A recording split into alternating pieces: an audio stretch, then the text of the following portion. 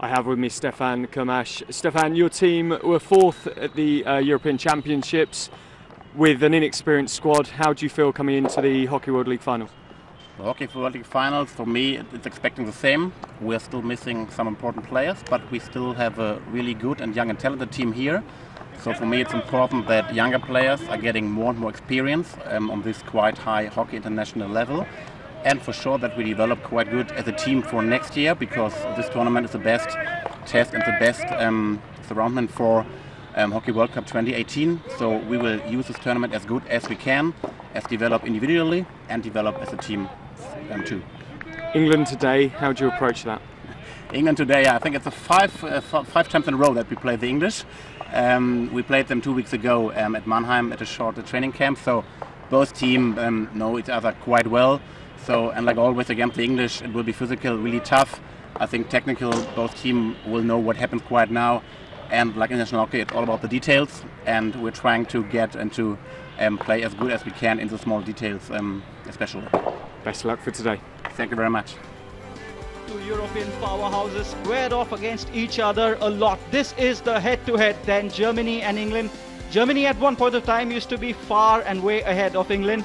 Well, it's not quite the story since the past couple of years. Bobby Crutchley and Stefan Kermash have squared off 4 times, and it's 2 each to them, so there's nothing much to choose between Germany and England.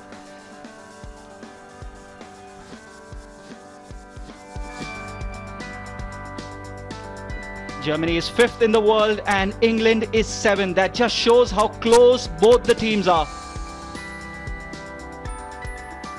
England has won the toss and Germany, here it is, George Pinner and Martin Hahner. What a special day it is for Martin Hahner. We will allude to that later on.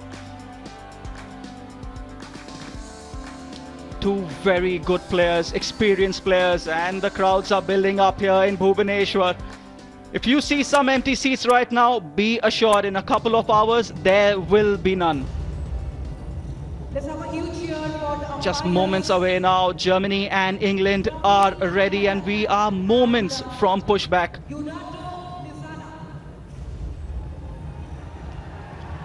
Here it is, both the teams then, George Pinner and Martin Hahner leading the European powerhouses out onto the field. Both the teams have a great mix of young players and experienced players. As Stefan Kermash did say, Germany are missing a lot of important players. England mixing and matching their lineup for this tournament. Ferdinand Wanker, not many in the German lineup that have played in front of crowds like these. The same goes for England. Just waiting for our VIPs to walk out shortly. George Pinner had a massive semi-final of the Hockey World League at the Lee River Valley Arena. Mark Leghorn is so important for England from the penalty corners.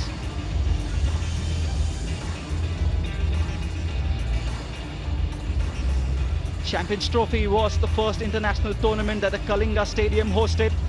The Hockey World League finals, the second after that. Mark Appel and Tobias Walter will be in goal. There it is, our VIPs for today. Mr. Shashi Shankar, Chairman and Managing Director, Oil and Natural Gas Corporation Limited, and Shri Vishal Kumar Dev, Commissioner and Secretary Sports and Youth Services Department, accompanied, of course, by CEO Hockey India, Miss Elena Norman.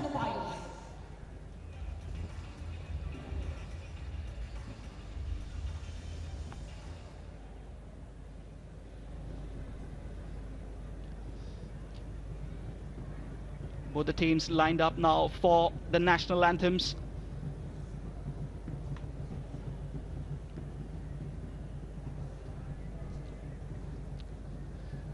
Such a great experience for some of the youngsters in both the teams.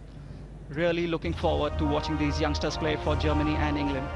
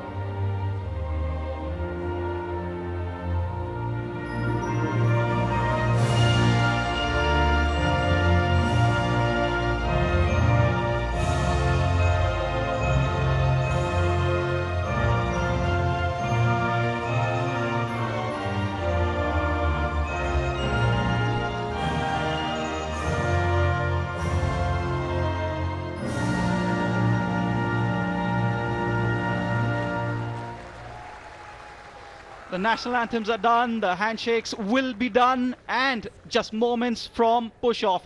And it's probably a good time to bring in my co-commentator, former India coach and coach of the Delhi Wave Riders in the Hockey India League, Cedric D'Souza. Cedric, pleasure to have you with us. What are we expecting? Well, I think both teams know each other's game very well. Their most recent track record show that the game can go either way. Germany won the pool match, and England won the bronze medal match. So, they're evenly matched. They're going to try and win this, start on a winning note. But I'll come back to that and start the momentum forward. But look at England. England's got George Pinner in goal, a warhorse there, a great stopper. You got Barry Middleton. My God, one of the most fantastic players in the world today. Great vision. Adam Dixon, Phil Roper. You've got a great depth in that thing, and you've got Liam Ansell, a youngster who really can turn a game on with speed. We will watch out for Liam Ansell, who's one amongst the many youngsters who are going to grace the field. Look at that. Samuel Ward, who's been England's top scorer in this calendar year. Christopher Griffiths and Liam Anson will start for them. Barry Middleton, well, what a big player he has been and what a servant he has been for English hockey. Adam Dixon, Cedric, that's very interesting. He is not in his natural position in midfield. This is the German team, alluded to Martin Hainer, captain of Germany.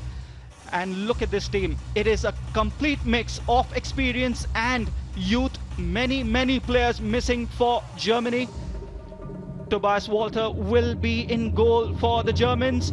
Very interesting team. Mats Grambusch, look at where he's starting. He's withdrawn as well. Look out for number 16, Didi Linnekogel, Florian Fuchs, Christopher Roer and Konstantin Stave. That is a sensational forward line, and they have enough firepower even on the bench.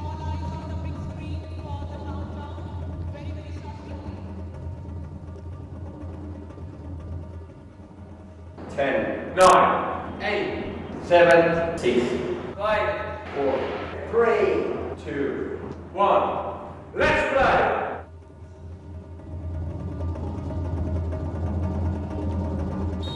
There it is, start of the Hockey World League Finals.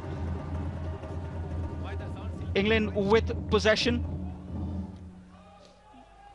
Liam Sanford starting in the back, as we had expected, Cedric. Well, you look at it, they've got a blend of experience as well as some youngsters who are trying to make good and get ready for the blooding of the future of both teams, actually. But for me, this game is all about the patience of Germany against the hustling of the English. It's going to be physical and tough, and the small details are the ones which are going to count the most.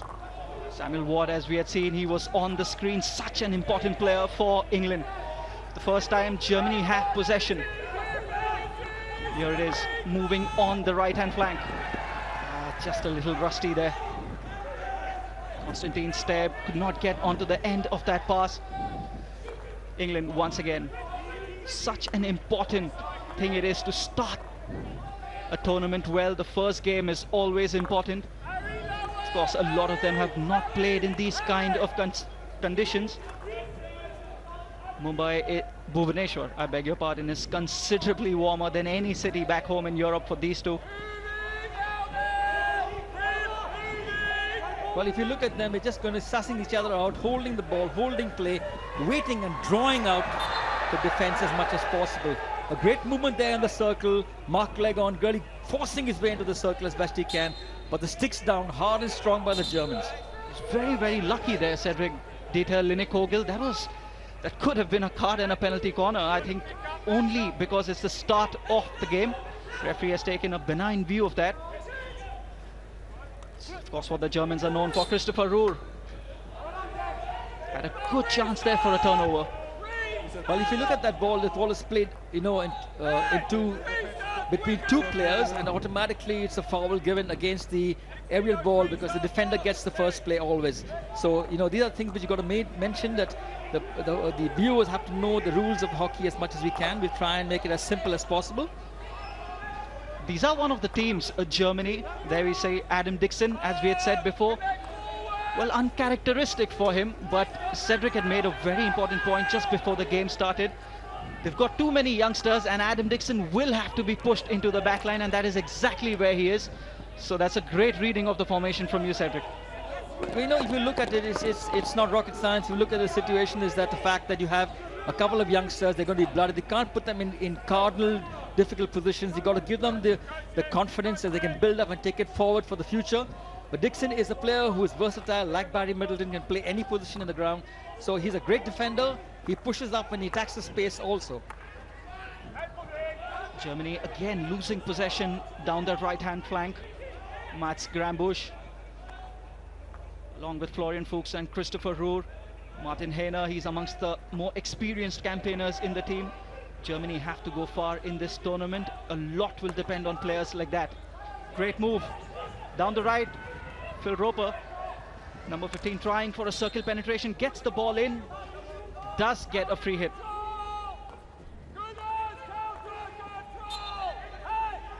One of the teams in world hockey that doesn't get too flustered if they don't have possession of the ball is Germany. Defensively, always very solid.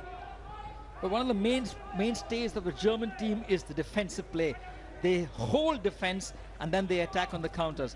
So they are solid right through. The strikers do defensive work, the midfielders do defensive work, as well as the defense. So basically, from a defensive structure, they're a solid team.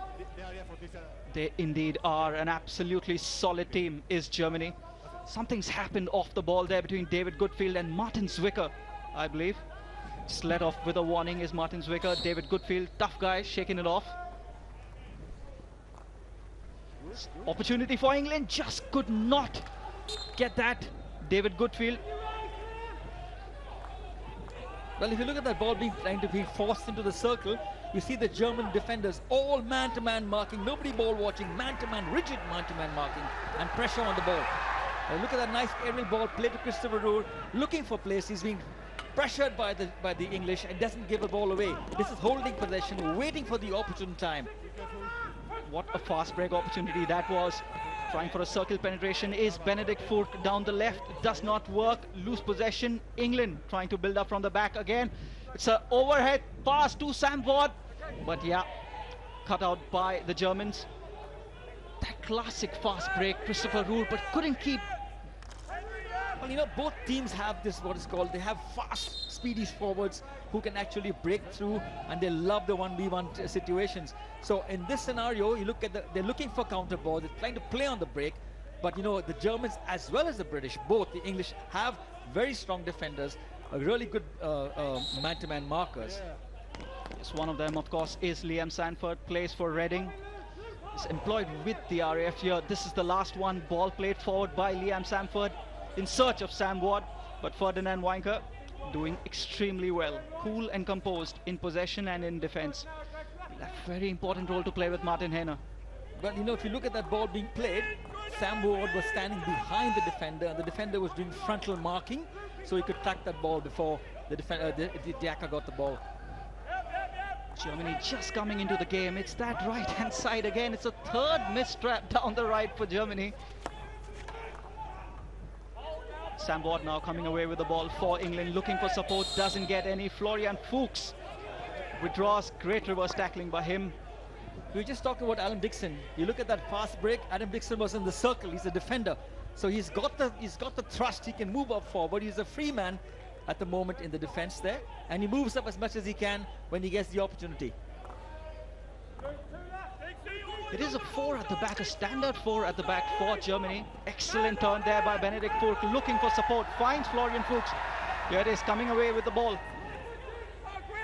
Just keeping possession, rotating the ball, looking for that opportune moment. Could be her. Just finds the legs there. Johannes Grosser, another one of the youngsters coming through for Germany. Plays for Ulster Hockey Club. Well, again, the ball goes down the flank. They're trying to attack the baseline as much as possible. That's really the most dangerous part of the goal. And then trying to play the ball back. Very well taken by the English. All sticks down, not ball watching, sticks down flat and to see that ball. This is a sight you will see through the tournament. David Condon being harangued and harassed by the German players, almost all of them in their own final quarter. There's a chance for England. Great save by Tobias Walter. Florian Fuchs now coming away with the ball. Well, the good thing about that movement for me was the fact that the ball was played so quickly with the first touch deflection, which comes inside, and then You look at, you know, the movement by the striker. He doesn't even wait. He doesn't look up. He just smashes that ball inside. They have settled in faster, haven't they, England? Germany just trying to get possession, keeping the ball, doing the small things right. England have settled in faster. More purpose in their attacks, keeping the ball more purposefully. Always looking for that pass forward. Liam Sanford has seen a lot of the ball. Every German player back in his own half, keeping the defensive structure which they are so well known for. Even though Mark Cleghorn cut inside, he had no pass forward. Every player marked defensive structure spot on for Germany. Well, you know, if you look at that ball, Cleghorn cuts inwards. That is a spin coming inside, coming into zone 2, which is the most critical aspect of the ground, the most critical area of the ground. And the Germans are very strong in that zone. They don't allow it. They force you wide. They never let you come into the center. Few teams transfer from attack to defense faster than Germany. They love defending. Have to come up with something special more often than not to break down this German defense. They're doing the right thing here, England. Keeping the ball, being patient. That's where it's one of the players who have retained their place since the Hockey World League semi-finals. Many of the players in the English team who played in the semi-finals in London are not here. Ollie Willars is one of them. Sloan is another that comes to mind. Good attack for England, but snuffed out right away there by Ferdinand Weinker. He's having a very assured game at the back so far. Martin Zwicker and Benedict Ford just going out, taking a breath. Oh, that was a good chance there. Well, that ball was being fired deep into the circle. It's actually looking for a tip-in ball, which is very strong of the English. They know exactly. They wait at the far post. This ball is slapped inside. Look, a striker waiting on the far post. Stick not down flat enough. Roper had to get the stick down flat for the deflection in. Completely agree with you, Cedric. Very experienced player, Phil Roper, should have known better. Germany coming away with the ball now. Marco Miltkau looking for a foul, not getting it. Here comes the German press. England doing well though. Gets the foul. James Gall leaves it. Just falling back is Germany. Keeping possession much better here, England. Creating a few opportunities. They've created a few half chances. Germany hardly got any circle penetrations. Not much of possession either. Good start here by England. Just under 5 minutes to go in quarter one.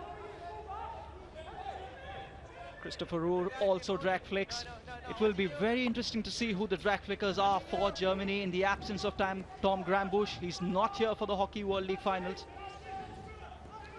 I think, you know, the other person is his brother, who can flick that ball inside for it. And you've also got you know, Christopher Ruhr who can flick that ball, and you've got Lene Kugel who can also flick that ball. So you've got a couple of flickers. No team comes with just one flicker. They have to come with a battery of flickers. And you know, you make a youngster who comes in. You've got a lot of youngsters playing in this team today. Could not agree with you more, Cedric. And of course, we've forgotten the old warhorse, Martin Hainer. He can throw a flick as well. Well, you know, today is his 200 cap, you know, and it's really great because he is a captain par excellence. He is a person who has really led from the front, probably one of the best seat central defenders in the world.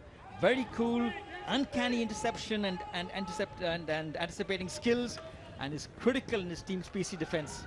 The youngster that we were all talking about, Lian Ansel. First look at him. Wins a long corner for his team. It's a free hit, actually. Safe to say, Cedric, England have been the better team in this first quarter. Long time in the game to go. It is a deflection. It's the first shot on target. It was Sam Ward who's so lethal. Tobias Walter, though, completely aware of what's going on. And Germany, here it is, Cedric. Well, the crash ball comes in hard, deep into the circle, and it was a great deflection. But Tobias Walter, standing his ground, standing on his ankle, just palms that ball to safety. will have to keep a close eye on him, Sam Ward. When he had first broken through the ranks for England, Cedric, he used to be an old school centre forward, never afraid to get in for those deflections, for those balls. He's since, of course, matured as a player, and he can play across the forward line now. Christopher Ruhr for Germany. Great ball forward. Here it is. Benedikt Furch on the right. It's still alive for Germany if they can keep it. No, it is Sam Ward coming away with the ball. If you look at that movement, you look at that ball being played, they're playing the ball in the spaces. You're making the player run towards the ball, the defender is chasing him, so you're actually in a forward motion. This ball played by Furch, looking for the ball to Fuchs. Fuchs deflects that ball, doesn't trap. This first touch wasn't good enough, and the ball deflects out. It is England now that are defending. For those of you who are not very well aware, very well versed with the rules of hockey, it has been changed. We now play 4 quarters instead of 2 halves. It's just nearing the end of quarter 1.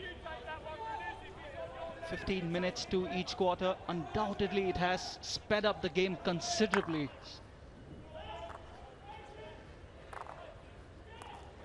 What the English are really doing well is they're spreading the attack. They're spreading the defense of the German team. They're holding deep in the pockets. This actually moves the defenders back, so you have more space in the midfield to exploit and to build up.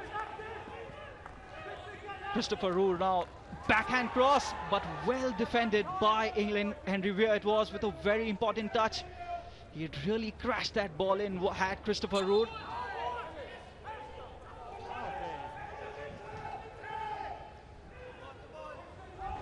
But Christopher crashes the ball with a tomahawk hit right into the circle. Henry Weir doing very well, marking closely and deflects that ball. That's the most important thing. When a ball comes in, you're marking your player. You don't get sucked to the ball. You stay with your man. That's exactly what Weir did there. Well, that's world-class tackle there. One-handed almost. Dieter Linnekogel, Dieter Linnekogel as he is well known as. It's a good time to bring in some of the youngsters who are playing in both these teams. They are, if you look at, they've got Luke Taylor, Liam Ansell, and James Goll, youngsters who are just making the new faces in the squad, as well as for the Germans is Anton Böckel, Max Koppen, and Julius Meyer. You have 3 guys, the youngsters. You've got to give them a chance. And look what Stefan Kermers as well as Bobby Crutchley said. They are looking at the future. They're building their players. They're testing them out under conditions which are really strong and alien to them in the West, and seeing how they can face the rigors of international hockey and take it forward. Yes, we are almost at the end of quarter 1, and it is 0-0 for both England and Germany. A little bit of argy-bargy off the ball there between Philipp Huber and his English counterpart. David Goodfield it is. England have just about edged it for the chances, but the most important statistics is that of the goals. And Germany 0, England 0 is the score at the end of quarter 1.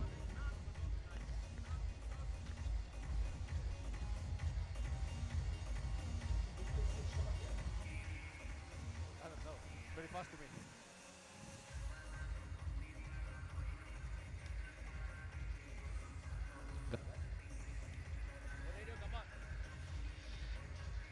Anna Flanagan has someone with her. Let's see who it is. Hi, I'm with Martin Hayne here, the captain. 200 games today. It was a tight quarter. What are you thinking so far? Yeah, I think we had a real problem to get into the tournament. The first quarter was definitely a quarter for England, and we now have to get up, step up, and play better 3 quarters now. So what's the plan going into the second quarter? I think we have to keep the ball longer. We have a lot of easy, simple mistakes in the game, and we have to get up in the last 3 quarters now. Good luck in your 200th game. Thank you. Good luck for his 200th game is Martin Henner. He has won most of them, if not all of them. He's been a great servant for German hockey, and just as he said, England have edged that first quarter.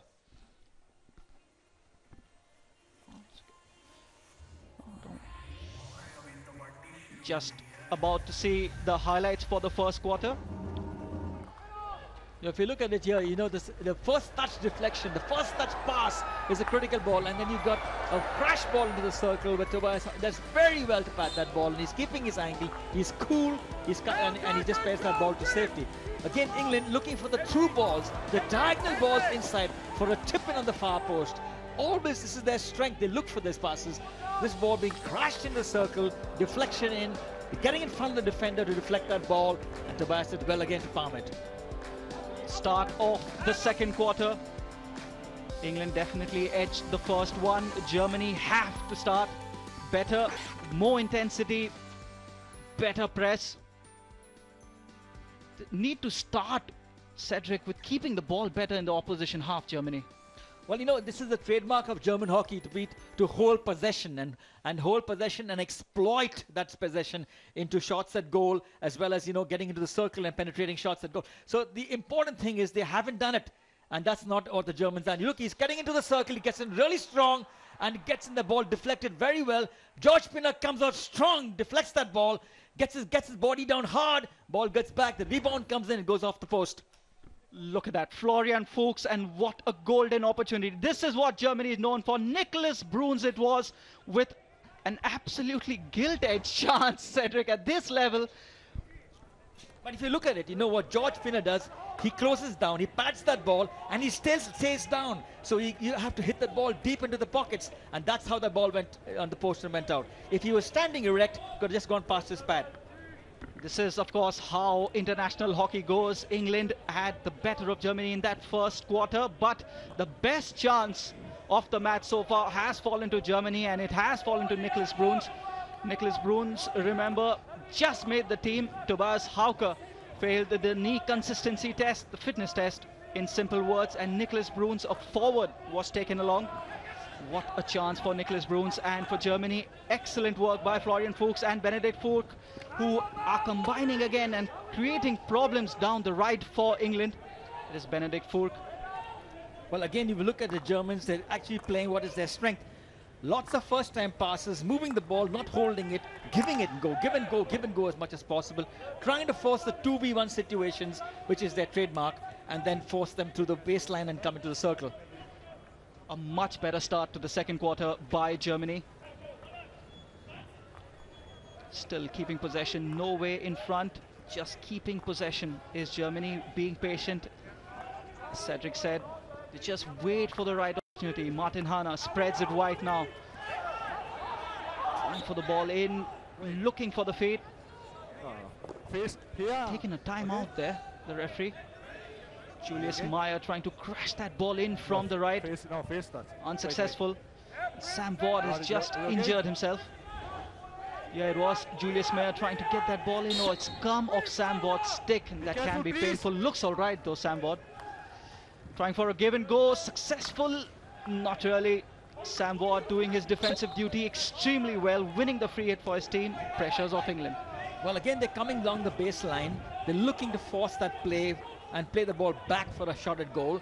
But the English are doing very well, man marking well. Their sticks are down and low and not allowing the ball to be played.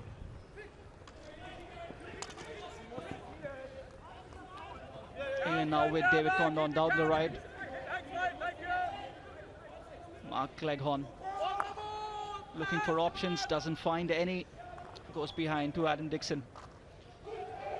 It's a foul, it can be a quick turnover. Germany do have numbers, this is what they are good at. Benedikt Furk, he's got Florian Fuchs. Will it be the first goal for Germany? It is, it absolutely is, and guess who it is? Mats Grambusch.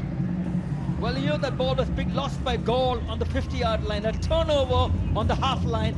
The Germans moved like lightning speed, they knew they had a space in the center. The ball is played beautifully off the right foot.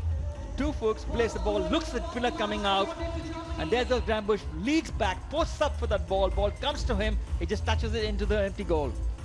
Exceptional play by the Germans. We had said They defend deep and they break fast. That is a perfect example of what we are talking about. Stephen Kamash is absolutely ecstatic, and why wouldn't he be? This is the response he wanted from his team, and he's got it. England were on top in the first quarter, but Germany have come roaring back in quarter two. Mats Grambusch with the first goal for Germany and the first goal of the Hockey World League finals here in Bhubaneswar. And one of the teams you don't want to be chasing a game against is Germany, because they are so good at counter-attacking, they're so good at breaking fast, they defend deep, and that is again exactly what they will do. They will now wait for England to come upon them, keep possession whenever they have the ball. Have to talk about Zwicker, who reacted so fast as soon as he got the foul, had options in front, picked up Florian Fuchs, found Mats Grambusch, who made no mistake with the finish. Doing the right thing again, Germany just keeping the ball. Now finally have a game on our hands. Germany are well and truly in the game. Well, you know, this is what you call counter-attacking hockey. They have an opportunity, they see the space, they attack the space, they don't allow you to wait. Then they best push that ball in to a lovely leading away from the defender, Fuchs, and who draws the goalkeeper out and plays the ball. A beautiful play. Indeed was beautiful play. That's again beautifully played. Christopher Ruud not able to trap that ball. We are talking about the players who are there, Cedric, but it's also important to highlight the strength and depth, the talent pool that Germany has and the players that they don't have. Nicholas Jacobi, Christopher Wesley, Christopher Zeller, Tom Grambusch, Nicholas Wellen, Lucas Wenfeder, Jan-Philipp Rebente, Jonas Gomol, Tim Hersbruck, Matthias Müller. This is a list of the players that Germany don't have, and they've come without. Trust me, if these guys were to make a team, they would themselves be one of the contenders to win the Hockey World League final. Such depth in talent for Germany. England have lost the ball. It's a very critical area. Konstantin Stave trying for a foot, doesn't get one. England finally come away with the ball now. Well, you know, if you look at this, they're attacking in numbers. You know, they're hunting in packs, as we call them. Every time a player gets the ball, you have 2 or 3 English players putting pressure on the ball, which is the hustling of the British teams. Unnecessary there by Liam Sanford. It was a clear push on Konstantin Stave. Stave doing his defensive duty well. It's not here, it's here when he gets up. Nguyen Dan Long actually it was, and he's lucky to have just gotten away with a green card. But England trying to force the issue here. Zwicker is having a monster game for Germany in the middle of the park. Well, if you look at that ball coming inside, you'll see Martin Hanna gets low and flat on the ground with his flat stick, and he takes that ball, steals the ball. That's Martin Hanna at his best. He knows, he reads play very well. He knows exactly where to put the stick down, when to put pressure on the ball, and when to put the tackle in. Christopher Ruud turning the English defender inside and out. What a switch to Martin Hanna. He switched it right. They're trying for a PC, looking for a foot, but well done there. Johannes Grosser it was. Does look pensive. Just the 1-goal lead. Experience, and if you've watched enough international hockey, a 1-goal lead is a nothing lead at this stage.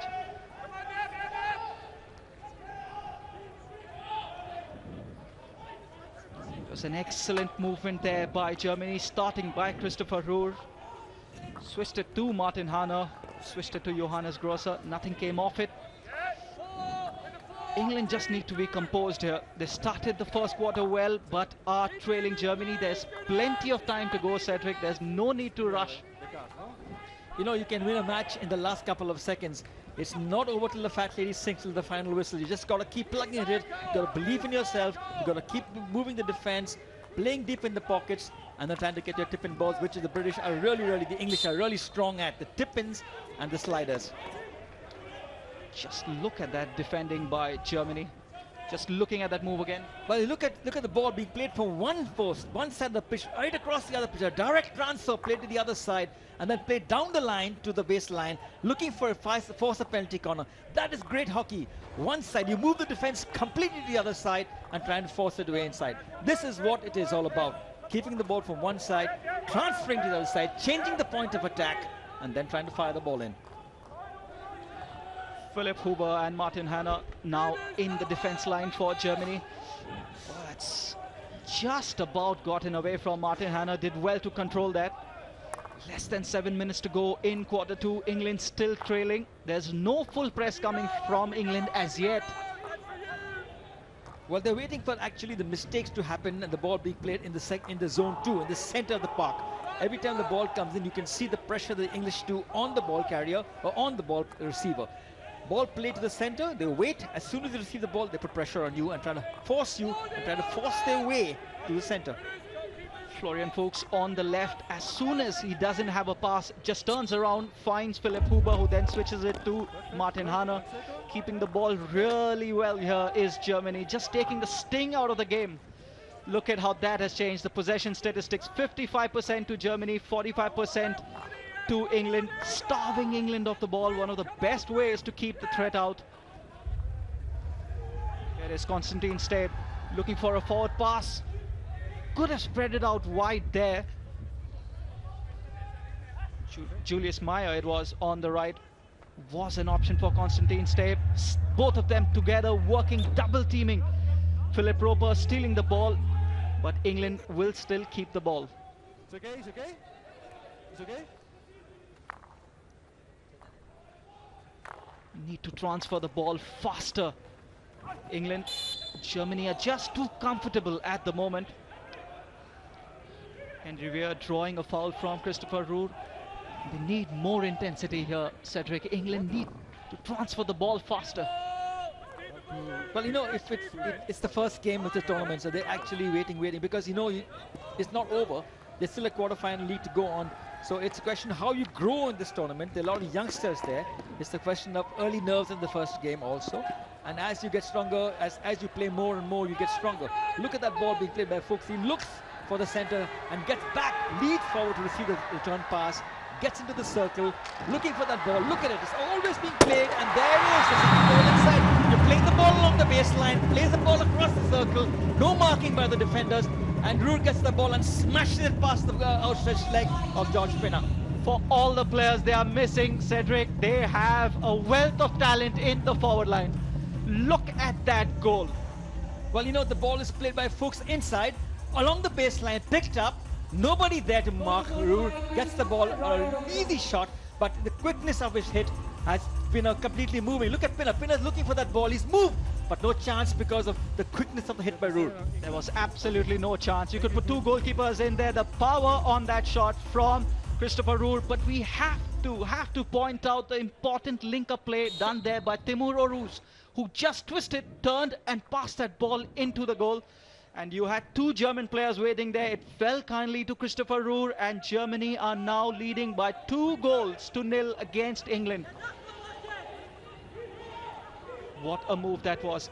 Instrumental again in that move were Mats Grambusch and Florian Fuchs. Florian Fuchs it was who pulled that ball in midfield, found Mats Grambusch, and they are unforgiving when they have a chance, are the Germans. Dan Nguyen Long is seeing a lot of the ball. He's getting a lot of playing time again in the center of the park for Germany. Look at that floor tackling there by Benedikt Furk it was. England really have their work cut out. James Gall now on the ball. Here, the experience comes into play. You're trailing a very, very good German team by 2-0. Martin Henner, captain for today for Germany. To be very, very careful, because the next goal will be critical. Will it be 2-1 or 3-0? If it's 3-0, well, England will give themselves a real Mount Everest to climb. I couldn't agree with you more, Sid, but I think in this scenario, you've got to look at that Christopher Roor pass. You know, when he gets that ball, there's no marking. There was the last man of the English player actually ball watching and didn't have that. He should have been marking much stronger. But look at that ball being played again. If you look at that, Grambusch has that pass in the circle. The ball bumps up slightly. He's looking for a reverse in. Ball played nicely, little dink pass in, and he's looking for a crash ball because the ball bobs up in the air. and then he hits the ball. And look at that, great sportsmanship. He hit the player by mistake. There was no intention, and that was a great sportsmanship by both players. It absolutely is. Apologize to Taylor straight away. Mats Grambusch trying to cross the ball on a bouncing ball. That's not an easy technique, especially when you have it on the left. It is Florian Fuchs trying to penetrate once again. Well double teamed there by the English players.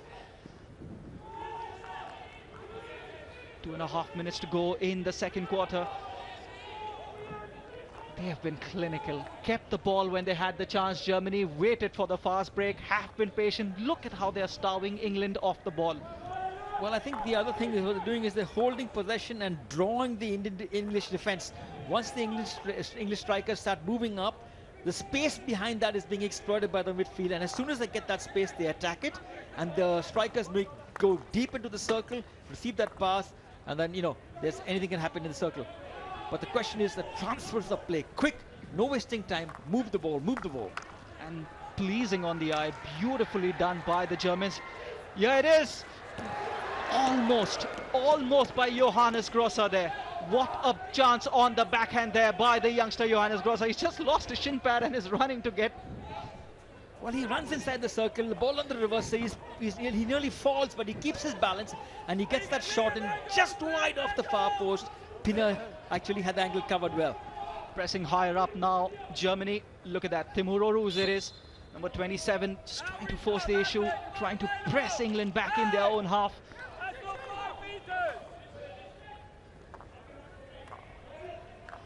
Just trying to keep the ball here, England. They've been starved of possession by Germany.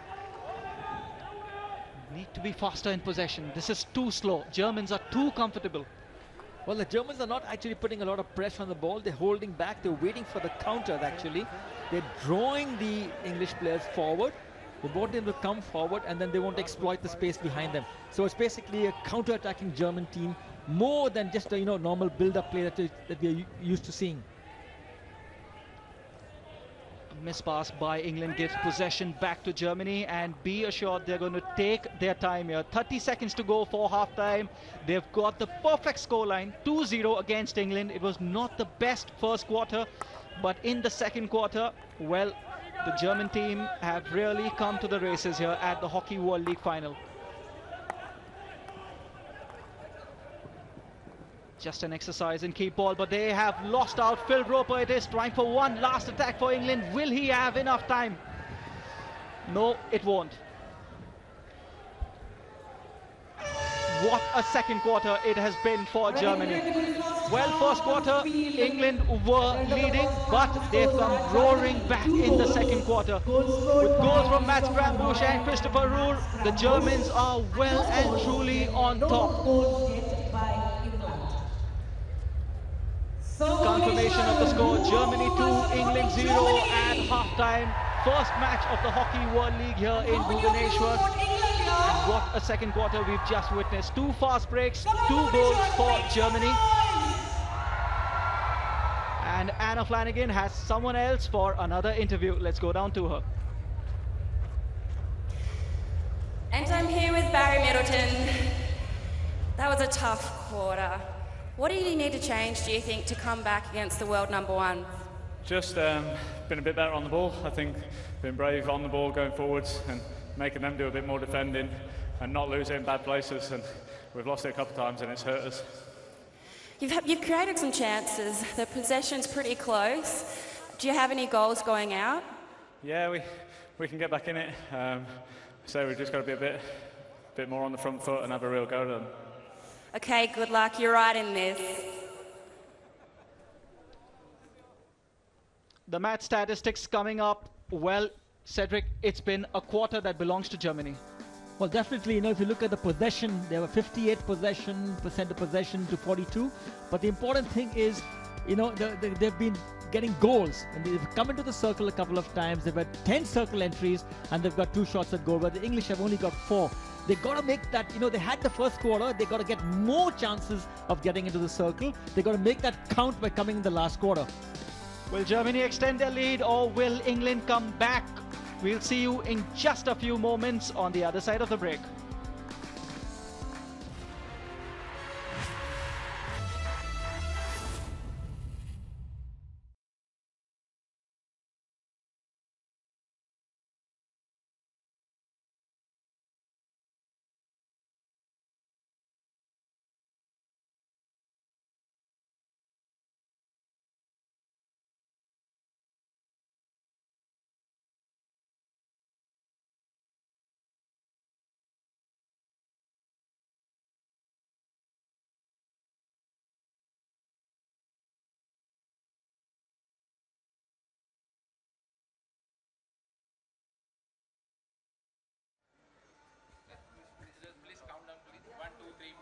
1, 2, 3, 4. Hello? Hello?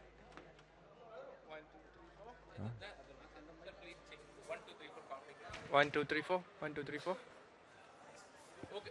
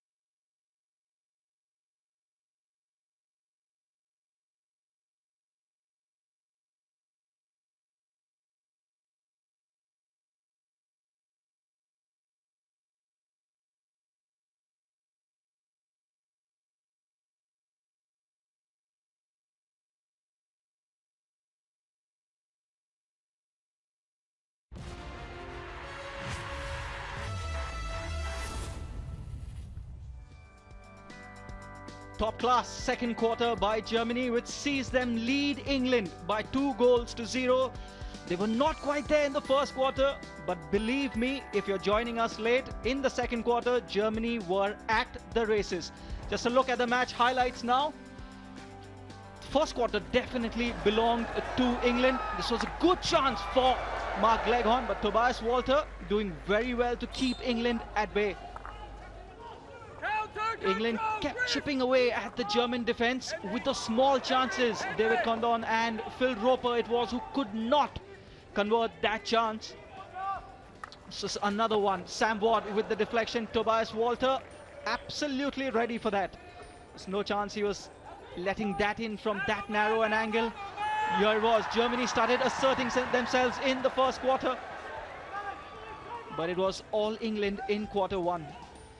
Then in quarter two, it was Germany that finally got their act together. Christopher Roux trying there. Henry Weir doing very, very well. Had he not got that touch, would have been dangerous for England.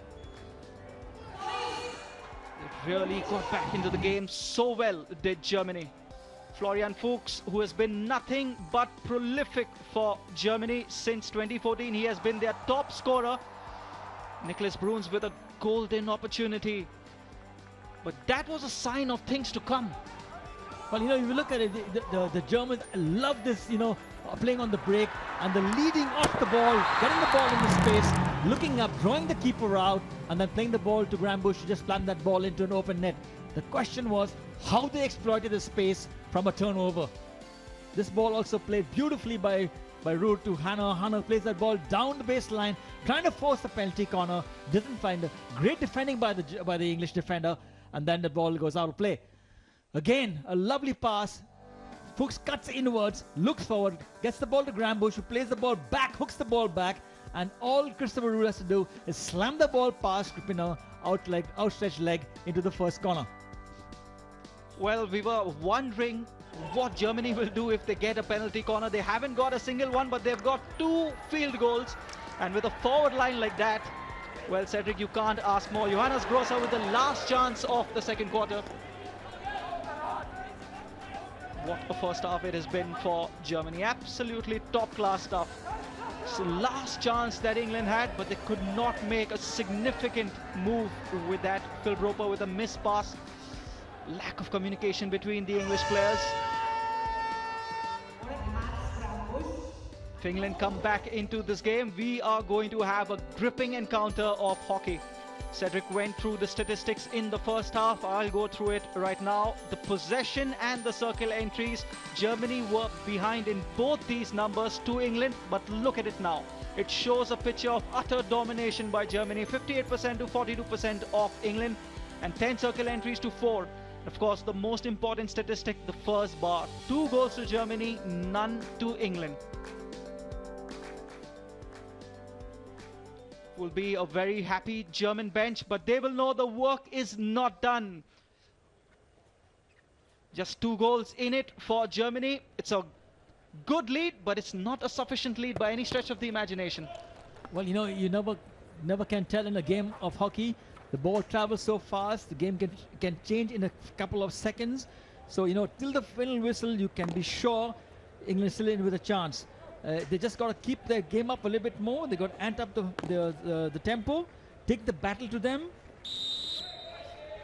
Something I would like to point out, Cedric, is the game that Martin Zwicker and Nguyen Dan Long have had in the center for Germany. They have been vital in those interceptions which led to those turnovers.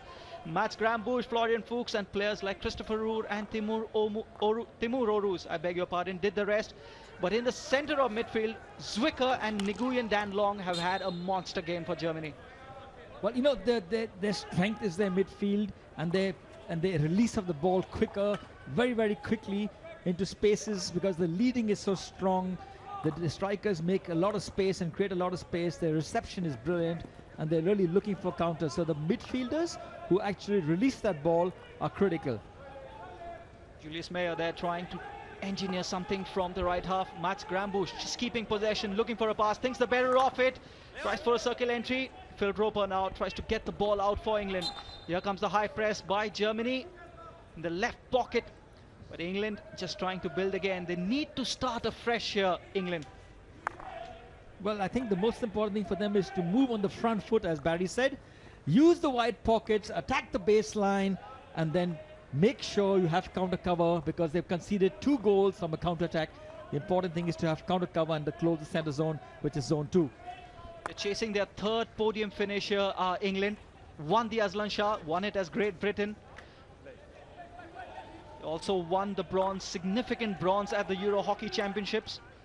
They're looking for a podium finish here in Bhubaneswar.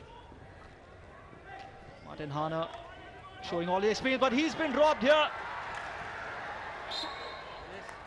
There it is. Germany does not give away chances. Well, you know, that ball be coming to the circle. Hannah is not strong enough on that ball. A player of his caliber should never lose that ball. Picked up beautifully, but look at the Germans. The sticks are all down. They cut out the ball being played back. The hook ball back is being cut out beautifully because the sticks are down, and they protect their feet, not only to give a penalty corner. That is also what it's all about for Germany. Camaraderie in the team is always excellent. Martin Hainer with that uncharacteristic error, but Ferdinand Weinker, it was covered up for him. Well, Siddhartha, the most important thing is, how do you react to a turnover? How quick are your reactions, and how do you get a defensive structure quickly into place? And that's what it was done by the German defender, Ferdinand. Really well when he saw that Hannah lost possession.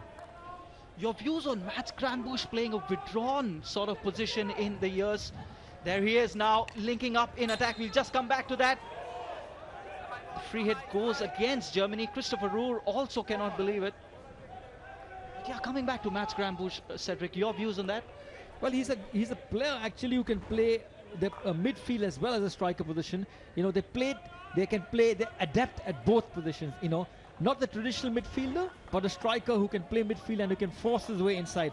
And apart from that, he's also got a lethal penalty corner flick, and he plays for his club. He plays in the midfield, so he can play both striker as well as midfield. He's having a really good opening game here. Is Mats Granbush. Scored one, was instrumental in the other, and they need them. Germany needs their players. They need Florian Fuchs, Christopher Rohr, Martin Hähner, Mats Granbush, all these players to step up. It's a good chance for England. But again, being snuffed out there, it's going to take something special to snuff something out from this German defense. They're not giving anything away. Martin Hähner very strong on the ball once again. When you're under pressure, the first thing you got to do is stay low. And you look at Hähner, he's got to stick on the ball. He's moving his body away, not allowing the player to tackle, and he gets low. That's the important thing. Your center of gravity gets low, you get stronger, and you don't get the ball away so easily. Takes time to acclimatize to these new conditions and new weather as well. I was just reading about George Pinner and his interview to England Hockey. He was saying they had to train in warm weather gear back in England. It's really cold back home in Britain. Of course, nothing like that here in Bhubaneswar. The weather has been extremely pleasant. You would know all about the European weather coming from Vienna, Cedric. Well, I think, you know, I'm fortunate that I don't play and I'm not there coaching when it's in winter. Who wants to freeze out there? You come back to India and, you know, whether the Hockey India League is on, you do it, or you do commentary for Star Sports. It's really good. I'm blessed to have this opportunity. So am I. Martin Hähner looking for a touch. They had options in the D, did Germany. It is just taking last minute instructions from Eric Werboom, another person you know very well, Cedric. Well, Eric is actually the coach of Den Bosch. He is assisting Stefan Kammas in the German team. Eric is a batchmate of mine, so I know him very well. A great coach.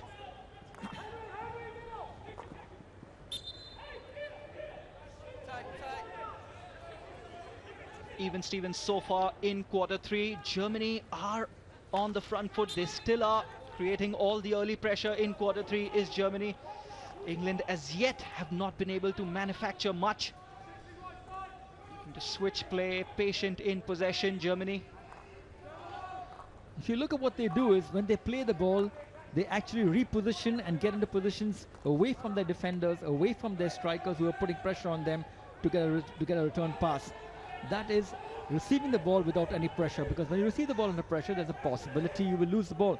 So the important thing is repositioning after a pass. It's a turnover, it's a quick turnover. Fast break for Germany, looking for a backhand cross. George Pinner had his angles covered. England, it seems, have not quite learned from their mistakes, losing the ball in the middle of the park once again. So dangerous. Well, you know, when you talk about build-up play, you look at playing out, and you bring the ball in and you play the ball out immediately. So you play the ball wide, bring it to the center zone, play it back out wide, so you play a safety. What's happening is England, they're playing the ball in the center, they're losing the ball in the center, and they're allowing the German players to push forward to the center, which is really very a cardinal mistake, basically, by the English. It is a cardinal error. They've paid for it twice. Here it is.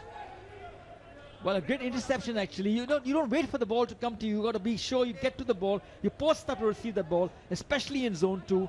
And Fuchs runs that ball, gets into the circle, and smashes the ball with the tomahawk wide. And guess who it was with the interception in midfield? It was Zwicker. He's having an exceptional game in midfield. So is Dan Nguyen Long.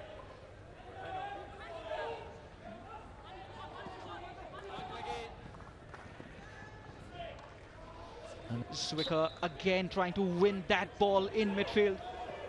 And he wins the free hit once again. Quick fast break. He has brought the ball under control. Free hit for Germany. Florian Fuchs over the ball, looking for options. Finds one in the form of Mats Grambusch. Quick transfer again to Martin Hanna, who switches play to the right. Look at the way they're transferring the ball, Cedric. It's as if they've been playing together for the last 100 years, Germany. Well, the important thing is how do you keep possession? And again, we talked about repositioning. They pass the ball, they play it, they move. Just keeping the ball so easily. England have to step up, have to apply a better press, go for a better pressure, because this is just not good enough. It will not do. Germans have been far too comfortable through the game, except for the first quarter. The time and space Martin Hanna has to just spread that ball out wide. Philipp Huber on his right, Benedikt Furk on his left, spreads it wide to Nguyen Dan Long, comes to the left, looking for options, tries and 1-2, doesn't get it, but Germany still in possession, will immediately look for a back pass, keeping possession. Just look at that. That is how Germany are keeping possession. The entire English team is back in their 25. Looking for a PC, and he wins it. We have the first penalty corner of the game, and Marco Miltkau it is who has earned that for Germany. Well, the ball was transferred from the left-hand side. We'll see it after that. We talk about that later. It's a referral. It was Liam Sanford who has gone in for a referral. Yeah, can you check me? There is a foot inside the D. Is there any fault? I will check if it is a foot of the England defense. One moment, please. Yeah.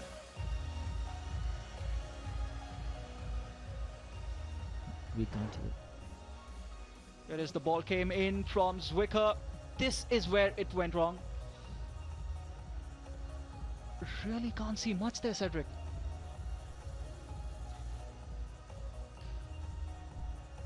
Well, I think the ball is being played. They're looking for a foot by the Germans, but I think there's a shove on the do you have another angle as well? And I think that's a penalty corner for me. Still under consideration. Yes, please. Different angle, please.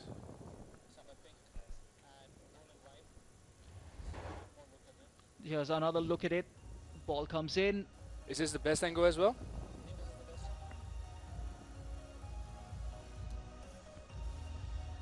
Does look like a shove on the back.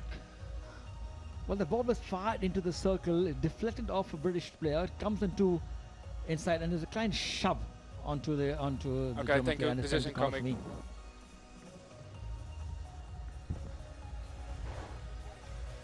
Anbar? Yeah, Benji. I have a decision for you. There's no foot, so it's a free out to England. Okay. Keep the referral. Thank you. It's a free hit to England. No foot there.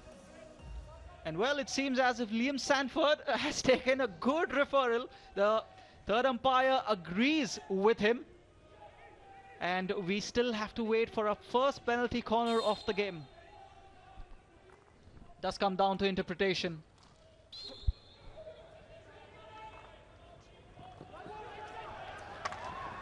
But it's a near miss for England, and if they have to make a comeback in this game, they really have to put their foot on the pedal. Benedikt Furk back to Martin Hanna. Philipp Huber looking for options. Just easy transfer here by the Germans, taking their time on the ball. Although this kind of possession is not hurting England, it's not helping them either, because they are 2 goals down. Showing absolutely no sense of urgency here. Grosser taking up his place on the right hand side. Looking up Martin Hanna, no options, just transferring out to Philipp Huber, number 5 for Germany. Pass it forward, can't stop it. Germans lose possession. Nicholas Bruns it was, the final ball was destined to, could not stop it. Well, Sid, you know, whenever they play the ball towards the circle, you'll always see one of the German players posting up, getting towards the ball, and the ball played flat on his stick. Again, you got a ball coming inside. Again, it's a long cross ball across the whole goal mouth. A great deflection by the English players, actually. It was a lovely cross ball for a tip-in on the far post, but the ball goes wide. He had all sorts of options there, did Mats Grambusch. Just cracked on the backhand by Mats Grambusch. All it needed was a touch and Germany would have been 3-0 up against England. More urgency. Phil Roper trying to get that urgency. Narrow angle. Well, there's a good movement of turn of pace. He gets the foul, he runs through into the circle and smashes that ball in. Tobias actually had fallen to the other side, got his foot down flat. He was looking for a tip-in ball, knowing that the British play a tip-in ball, and you look at it, he's moved down. I see he's moved and the ball goes to the first bar. He was actually moving to the left-hand side. Again, an off-the-ball incident. Ref just talking to both the players.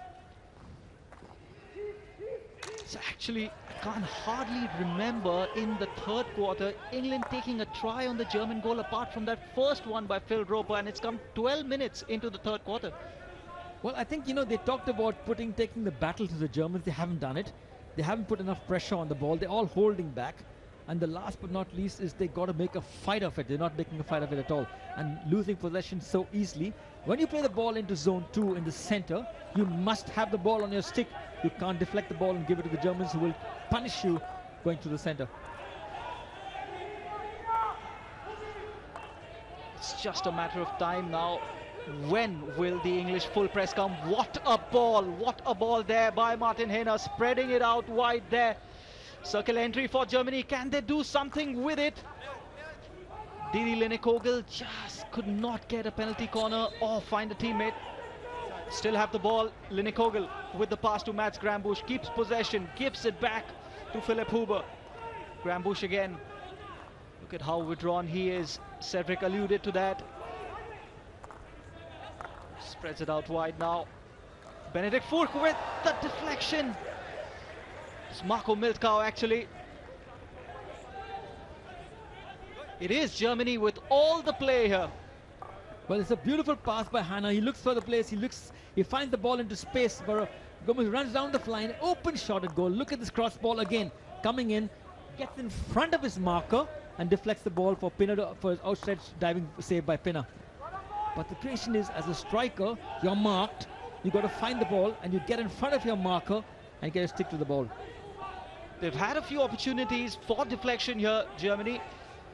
There was this one, Mats Grambusch with a backhand cross. Before that, could not get a touch on that as well. So Germany are creating all the chances here. Just one clear-cut opportunity created by England. Snuffed out there well by Tobias Walter. It was Phil Roper with the backhand. Very narrow angle. Unlikely to beat Tobias Walter from there. Less than 2 minutes to go. Another pass goes. Well, that was to a nothing pass really by England. And Germany will take all the time that they need to build up once again. But one of the things the English have not shown in this game at the first 3 quarters is the fact that they're not changing the point of attack enough. They're not, you know, once they receive the ball, they got to change direction. They're not doing that. They just go in the same direction. But I look at that ball coming inside the circle. Lovely ball again by Grambusch. He's all over the place today. The ball rises inside. Christopher Roos lurking on the far post, misses that ball, deflects off his stick and goes out. What a chance that was. George Pinner was beaten. Christopher Roos had to guide a bouncing ball just into the goal. He just had to guide it. Look at that possession statistics. The first quarter, as we said, England were on top. But look at that, the second and third quarter, well and truly with the Germans. Florian Fuchs looking for a pass, just had one option in front, cannot find it.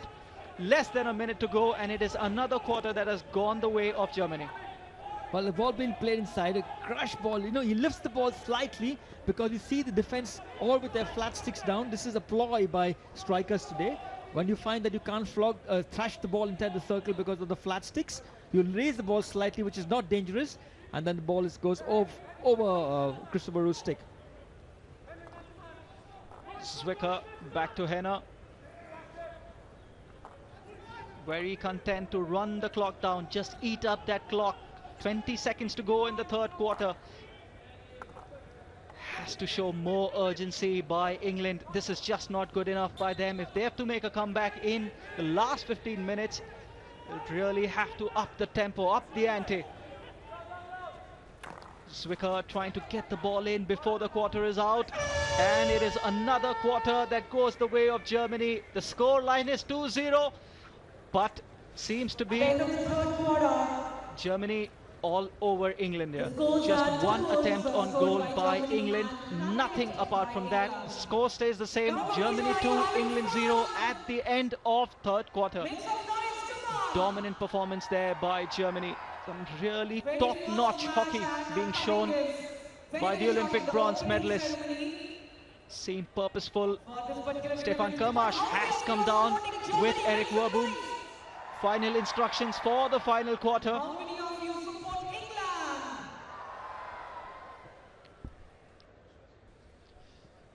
England in their team huddle, and Germany with that. Well, you know what, if you look at it, it's kind of a characteristic trait going on in both these teams, where the assistant coaches are talking to the players and the main coaches are just watching. So basically, if you look at Kermas there, now you have Russell Garcia speaking to the English, and here you have Eric Verboom talking to the Germans. Final quarter, England have to and will come out hard. Germany, what do you think they'll do? They'll just sit, defend deep in a low block, fast breaks, same thing? Well, I think they're just going to maintain that lead and hold back possession as much as possible. Don't give the ball so easily away, and do what they're doing strongly in the last first 2 quarters or the first 3 quarters. Just maintain that all the time.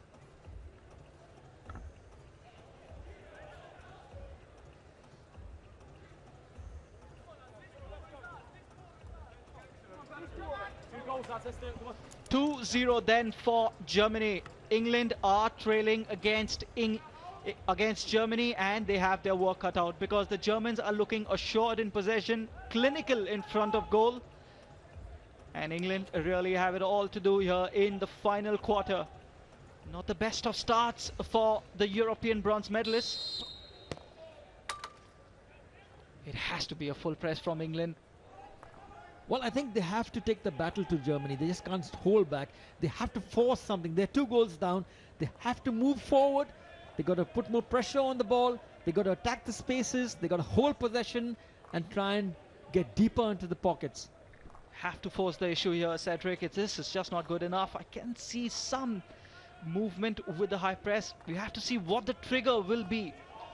Will it be a pass to the left pocket? Will it be a back pass from the right pocket, which will trigger the press? Nothing as yet. It's still a half court by England.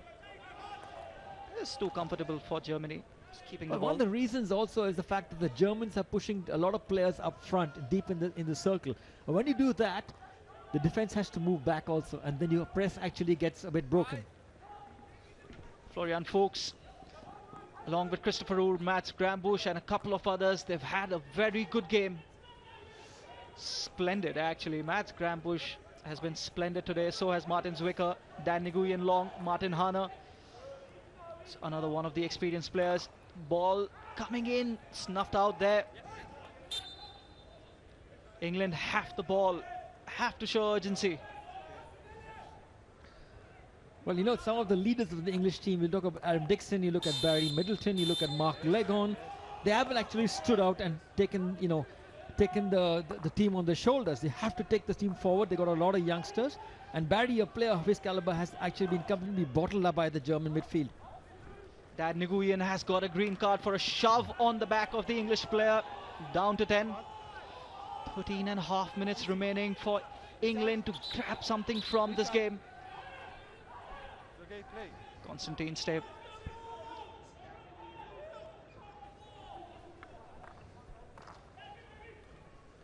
Florian Fuchs coming away with the ball, keeping it on the left flank, still in possession, wins a free hit. How well did he do there to keep on to that possession? Is being hounded on the right flank. Stefan Kermash now has come down. Well, Stefan Kermash has actually taken over from Valentin Altenberg after Rio. He was the indoor coach for the German team for 2014 to 16, and he's taken over. He's looking at the future. He's looking at blooding a lot of youngsters, and exactly what he's doing. But the question is, he's maintaining the structure of the German structure, blooding youngsters at these kind of tournaments and getting ready for the big ones, which is the Olympics, the World Cup, and for them, the Europeans too. Just like you, he was a goalkeeper, Stefan Kermash. And he was a very accomplished goalkeeper, playing in the German league for a very long time.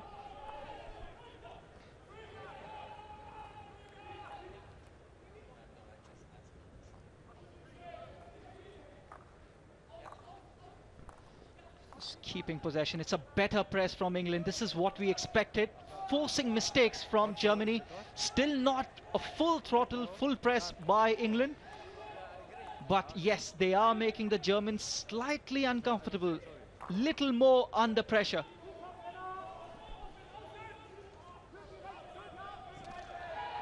It is England coming away with the ball. Look at that final tackle. They don't mind giving away those fouls, but I think there's a card for someone. It's a yellow. It's at a critical time. It's Nicholas Bruns who has been given a yellow card, and Germany will be down to 10 outfield players. He's asking for a touch. The Germans are not happy with Sam Ward, who's saying he's got a touch, but the Germans are saying there was no touch on that, Cedric. Well, the ball is crashed into the circle. Now it's going to be a referral. We're going to see what the umpire says. Niklas, say me that touch with your stick, the ball. I will check if it's a go or no go. 1 moment, please. Yes, sorry.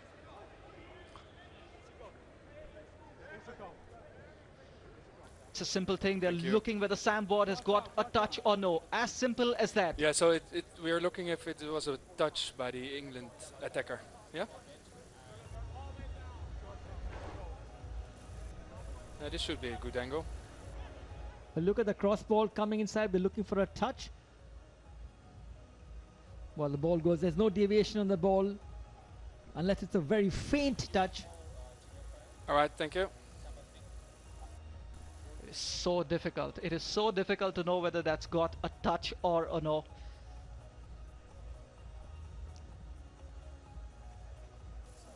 Is this the best angle or? There's no deviation on the part of that ball. The ball, look, if you look at the whole movement, the ball is put inside the circle over the flat stick. It's slightly raised over the flat stick. Okay, thank you. Sam Ward goes down for that ball, but for me, he didn't touch the ball at all. The German players were none too happy with Sam Ward when he went to the ref and he said, I've got a touch. He was confronted by quite a few of them.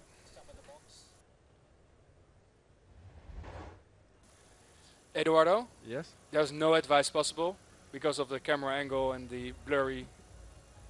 So no advice possible. You stay with your original decision. Don't change my decision then. No? Correct. Okay. Well, you know, if the third umpire does not have a clear vision, he can't give a foul. He can't give he can't change the decision of the umpire who has asked for a referral. Then what happens is he has to maintain his same decision, which is what the umpire blew in the first place. Though much more urgency here by England. That's the thing they had to do in the third quarter. They didn't do it. Germany were extremely comfortable, but they're doing well here. In the final quarter, they're at least forcing the issue, putting the Germans under some sort of pressure. Christopher Ruud looking for options. He's been exceptional again today, one of the players for Germany. First-rate performance by so many of their players. Excellent ball down the line. Marco Miltkow could not keep that in possession for Germany. Falls back in defense.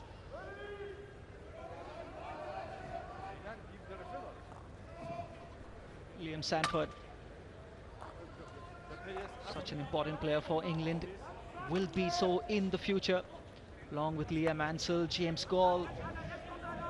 Cannot judge them from this one match alone. They've got big careers ahead of them. Christopher Ruud trying to get to the ball, cannot. This is the thing, this man marking of Germany and the defensive structure is so good. More often than not, midfield players of the opposition team find themselves making a back pass.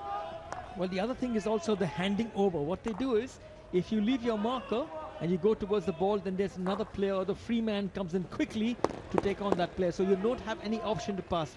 They're handing over to another person and covering up the gaps is absolutely brilliant. Eating up the clock now, Martin Hanna looking at his options, assessing them, taking all the time at his disposal. Plays it down the line. Johannes Grosser, he's getting a lot of playing time, and why wouldn't he?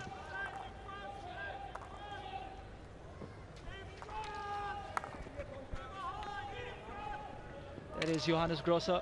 Again, looking for Florian Fuchs, coming away with the ball. Gets a foul.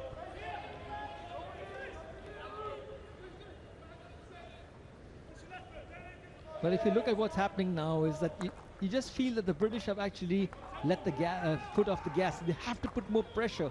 They're down 2 goals, but you still got to keep them, make a fight of it and move them.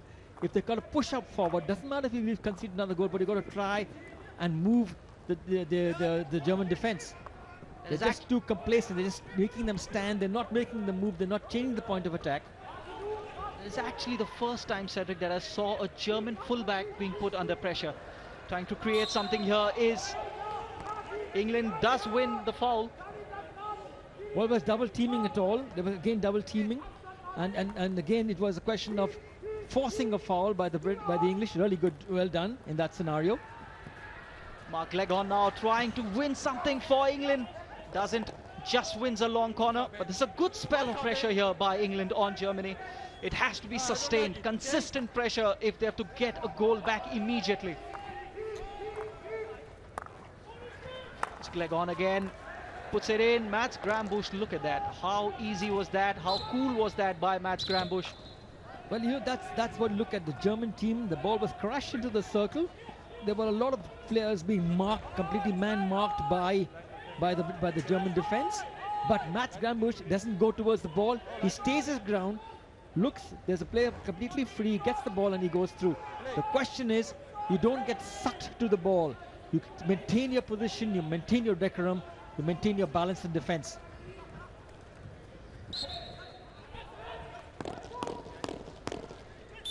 Germans trying for another attack with Mats Grambusch. High quality performance by Mats Grambusch in that withdrawn new role.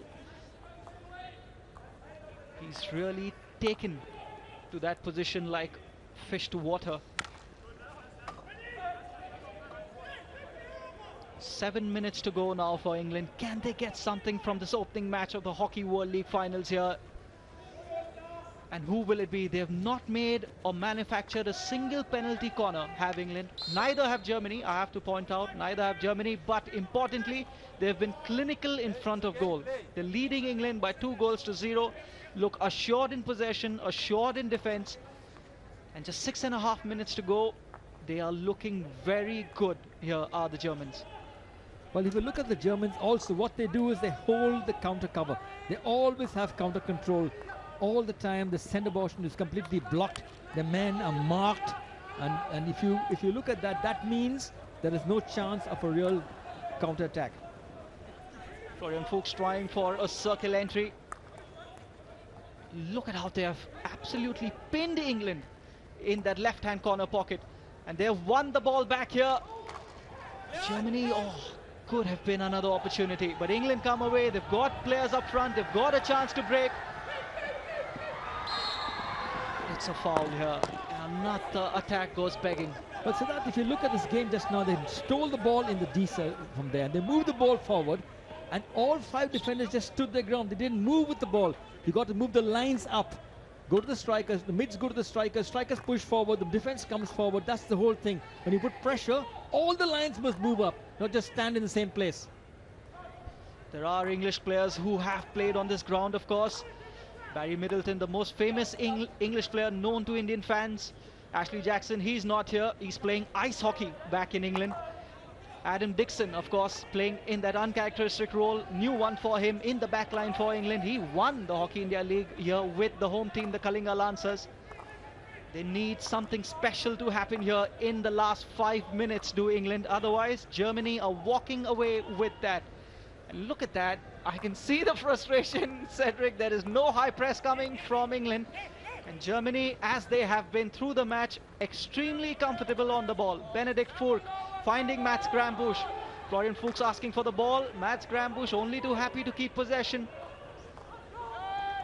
Well, again, it's all a question of no pressure on the ball. Where is the hustling of the English team, which is their characteristic trait? It's not there in this game. And it's allowing the Germans to control play completely, move the ball without any pressure, and find their players. It's a strange sort of strategy. As you said, it's characteristic of England. Players like Sam Ward, like Phil Roper, they like to hustle, disturb, defenders, but we haven't seen nothing of that. Sam Ward, Phil Roper are on the pitch. There is Sam Ward on the pitcher, number 13. He's been prolific for England, but he's had no service today. England have not created opportunities. And well, with 4 minutes to go, seems unlikely that they'll make a comeback. Well, the first thing you've talked about, there's no pressure on the ball, there's no press. The second thing for me is the lines haven't moved. If lines don't move, there are gaps between the lines which are being exploited by the Germans. Look at the time that's being taken by the Germans on every foul, just eating up the clock. This is all experience. This is what they're good at. And the time and space on the ball for the fullbacks, Philipp Huber and Martin Hehner, is just amazing. 3.5 minutes to go.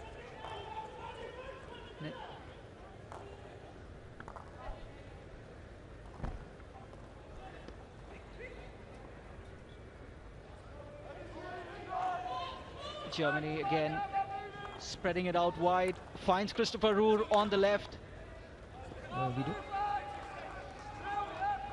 Wins the free hit. He'll be only too happy for that. Just 3 minutes to go. Christopher Ruhr, he's been instrumental in some of the moves that Germany have made. Scored the second goal himself. He was never going to miss that with the time and space that he had on the ball.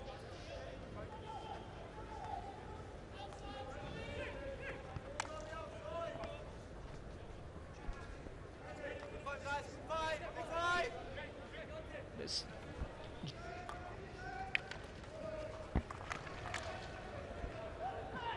ball in the D for Germany, trying for a penalty corner. Neither team has been successful. Well, again a turnover by the English. The Germans get that ball. They're looking for a dink pass behind, waiting for the ball for a player to lead deep into the baseline to receive that pass. Picked up very well by the English defense. England finally on the attack now. Final quarter. Not really a pass. Timur Oruz is going to let through, but Sam Ward trying his best. 2 players, 3 players in front of him. Practically impossible to breach the German defensive lines for a single player. And England for the past year, Cedric, have been known for their link-up play as well in the opposition half. We've seen none of that. There's been no link-up. The lines haven't moved, and when they have won that ball, you look at the last couple of minutes, they're putting a little bit of pressure. Why didn't they do this in the beginning of the first quarters? And the last but not least, the Germans, when they have hold possession and build up play, the strikers are standing in the center, creating the space on the wides for the ball to be put into the wides. They get that ball in the wides and attack the baseline. Cedric, it will be safe to say if it hasn't come yet, it's not going to come. A minute to go, and possession is with Germany. I think it must be a 70-30 possession stat. I'll have to check that, of course. But this is just amazing from Germany and surprising from England. Well, again, the ball played to zone 2 from deep in the circle. Long ball played inside. And look at Fuchs. He comes back to receive the ball. He posts up to receive that ball. Ball played in the center is a dangerous ball, so they always are receiving it on the stick. Mats Grambusch on the left there, trying to link up play. England have the ball possession.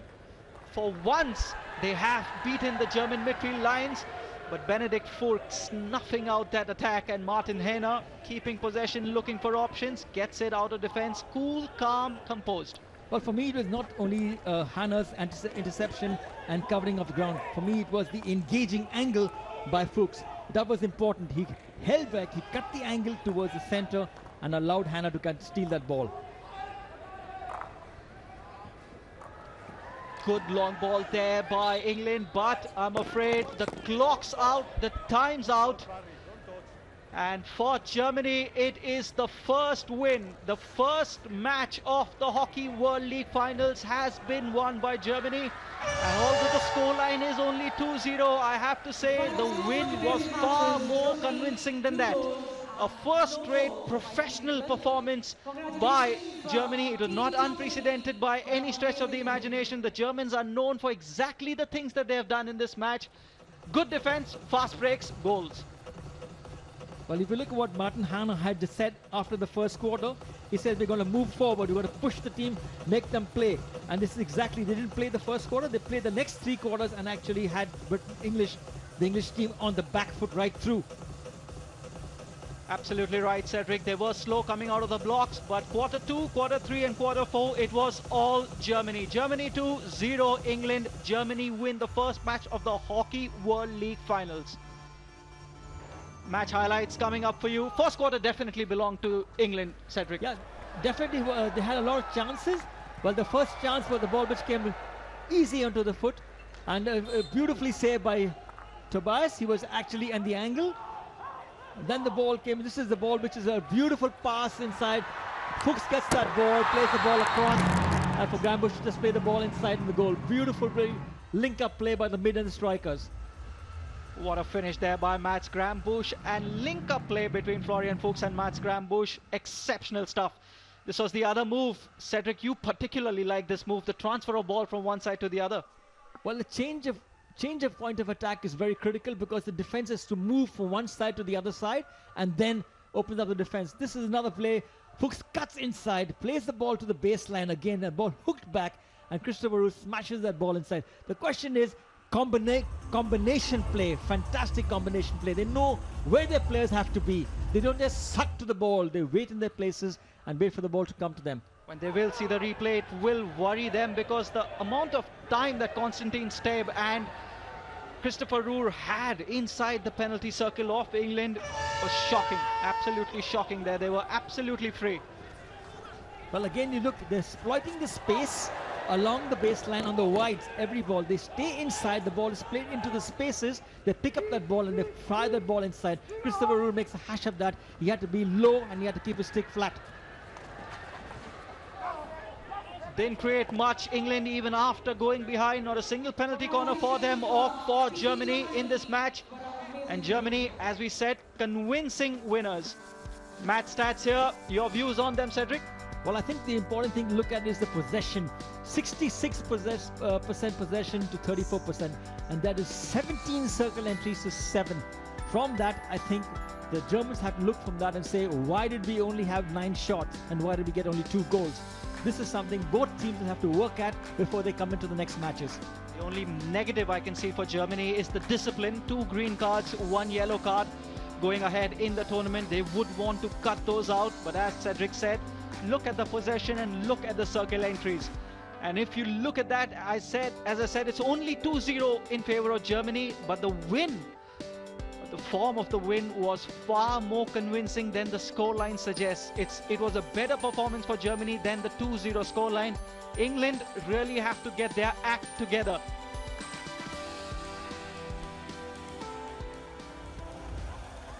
We'll have another look at both those goals scored by Germans. Both were snuffed out at the center of the circle, at the midfield, and look at that link-up play. Well, the first thing is Gaul lost the ball on the 50-yard line. They attacked the space, Rika attacked the space, played the ball beautifully to leading Fuchs on the wide, who plays the ball inside, draws Pinner out and plays the ball to Grambusch, who cuts inwards and plays the ball inside and flogs that ball into the goal. This was link-up play at its best by the strikers and the mids, and a great finish by Grambusch in front of his marker. We could have had 3 or 4 man of the match nominees here. This was the second goal. Well, again, it's a link up again by the midfield to the striker. The striker posts up, gets the ball, plays the ball to the baseline. From the baseline, he looks up, hooks the ball back, and Fuchs gets that easy shot. Christopher Roor gets that easy shot at goal. Again, it was a right positioning in the circle, no marking, completely free, and beats Christopher Pinner right through on the first bar. Right through on the first bar. Christopher Roor was never going to miss that. In case you missed this match and you've just tuned in, this is the Hockey World League Finals first game. Germany 2, England 0. 66% possession for Germany, 34% to England. Importantly, 17 circle entries for Germany, just 7 for England, which completely petered out in the quarter 3 and quarter 4. Utterly dominant were Germany, not very good were England.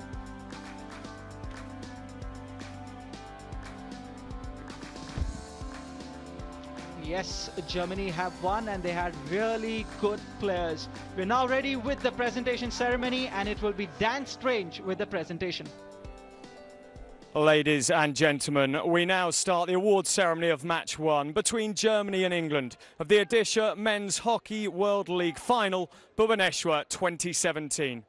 The International Hockey Federation would like to thank Hockey India and its partners for hosting the event at the Kalinga Stadium here in Bhubaneswar.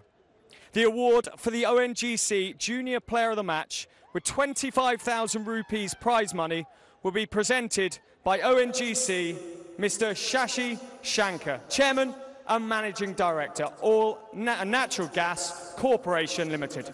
And the award for the ONGC Young Player of the Match goes to Germany's Julius Meyer.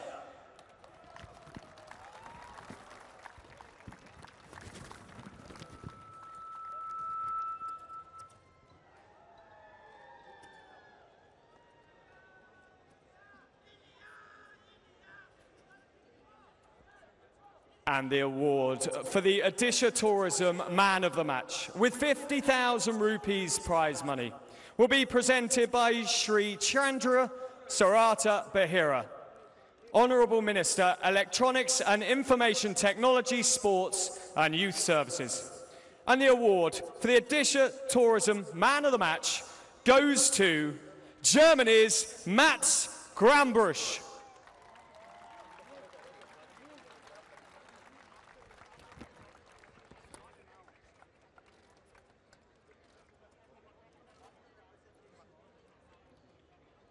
Mats, could I ask you over here just for a few words? Mats, a fantastic start to the tournament for Germany, a win and a goal for yourself. You must be delighted. Yeah, I'm absolutely delighted about the win. I think we had a poor first quarter, but we got better and better after, after our first break. And the last 3 quarters were really good hockey, well defended, and I think we deserved the win. Australia to come tomorrow. Going to change anything? Well, we're looking forward to it because we actually haven't played them in a while. So, we're now going to focus on recovery, and then tomorrow we'll see and hopefully get another win against Australia. Fantastic. Best of luck tomorrow, and over to Siddharth in the commentary box. It was a high-quality defensive performance by Germany and absolutely delightful attacking play by them. But coming up, the big one, the world champions and the defending Hockey World League champions, Australia versus, guess who? The home team, India. That's coming up at 7:20 Indian Standard Time. That's the next match from Pool B. Stadium is packed to the rafters here already in Bhubaneswar.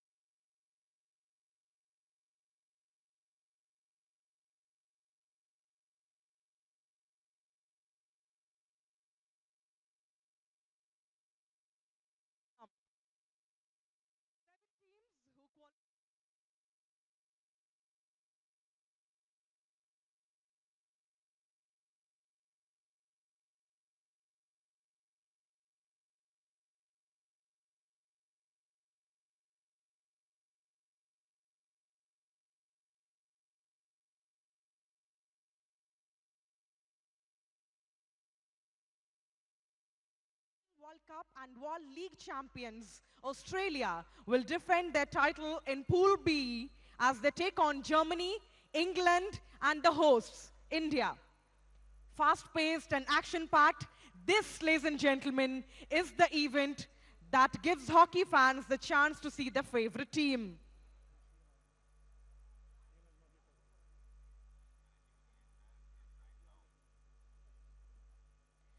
And last year was one of the landmark years for Indian hockey, as we all know, with a historic silver medal in the Champions Trophy and the junior men hockey team winning the World Cup title after a break of 15 long years. So fans and people from all over Odisha tonight, come on, let me hear you make some cheer for the top 8 hockey nations that are here in Bhubaneswar today. Can't hear you people, can't hear you people. Come on, you can be louder.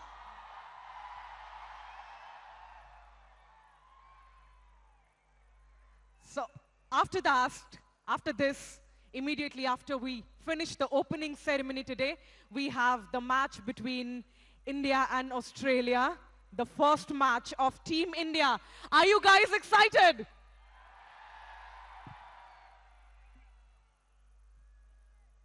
Before we call upon our dignitaries on the stage, can I ask all of you to put the flashlights of your phone on?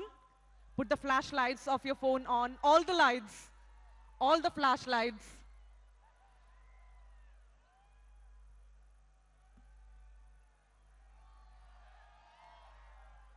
Fantastic, that's beautiful. And we come back when the dignitaries arrive to unveil the trophy and conduct the opening ceremony. Till then, come on, keep the spirit up, make some noise, guys.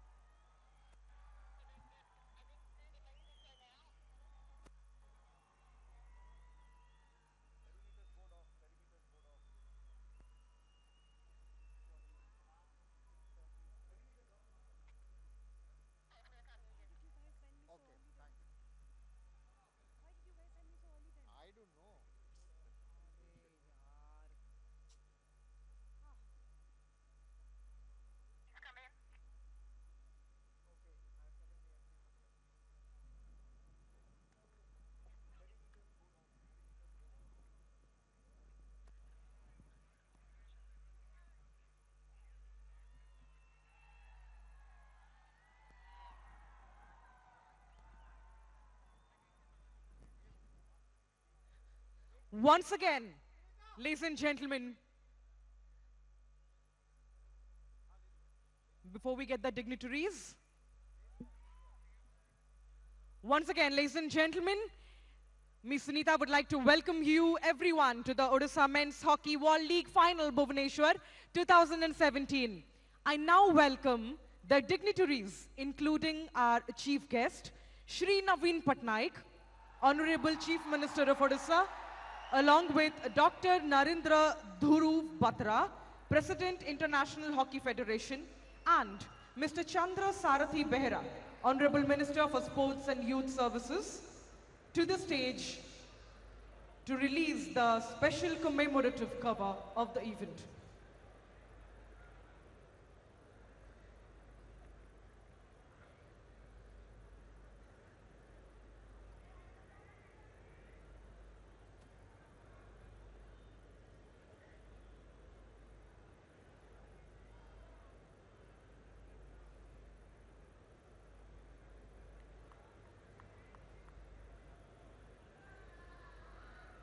Make way for the dignitaries. Can we have a huge round of applause?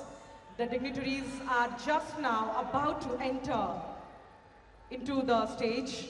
onto the field of play, and they'll walk down here for the proceedings of the event.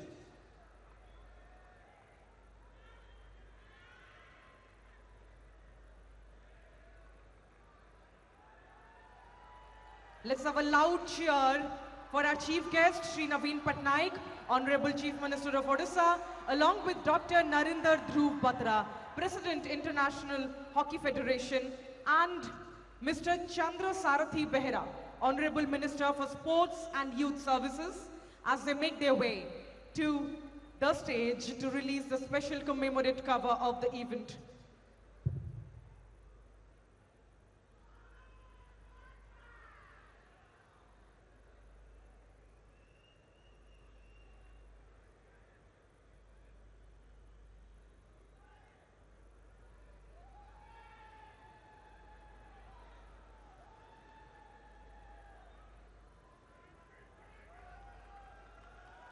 Come on everyone, let's have a huge cheer for the dignitaries.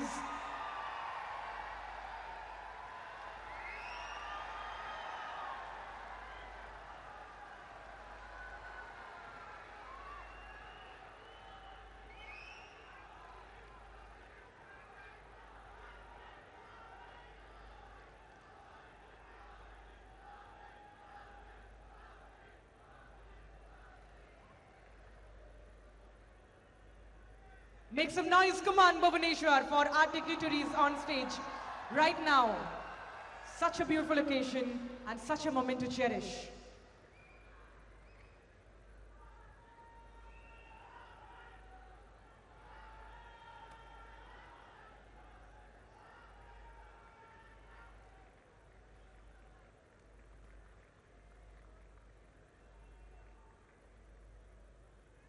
The dignitaries are now releasing the special commemorative cover of the event.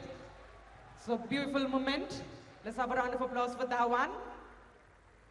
And now may I request all of them to please unveil the Odisha Men's Hockey World League Final Bhubaneswar 2017 trophy.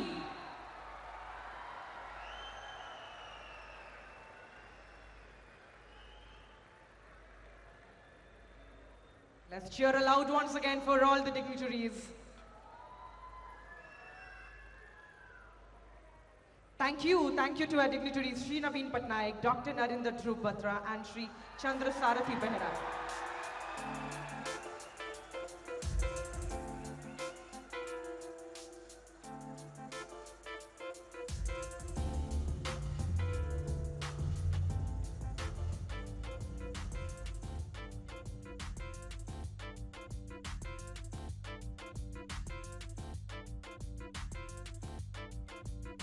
That was fantastic. And now, ladies and gentlemen, let's commence the opening ceremony with an audio visual on Odisha's rich culture, heritage, and its legacy of hockey. Let's have the audio visual now.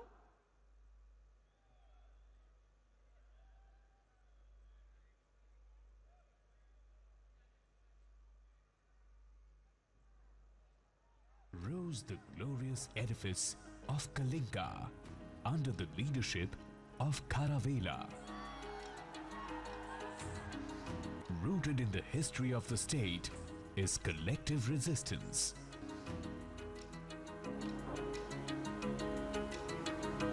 Odisha emerged as a modern state in 1936. Situated in the eastern coast of India, Odisha is known for its glorious maritime heritage, with a 480 kilometers long coastline, from the coastal plains in the south to the north forested highlands. Odisha is rich in natural resources, which has led to a booming economy, marine food processing hub, chemicals and petrochemicals, textiles, electronics systems design and manufacturing, downstream and ancillary industries. The people of Odisha have a unique culture. As beautiful as the land itself, the story of Odisha is a saga of endurance, resilience, and resurgence. In recent past, the state has grown into a sports destination of the country. Bhubaneswar played host to Hockey Champions Trophy in 2014 and to host the Asian Athletic Championship 2017. A world-class facility was created in 90 days. Odisha has a rich heritage of sports, but its love for hockey is legendary.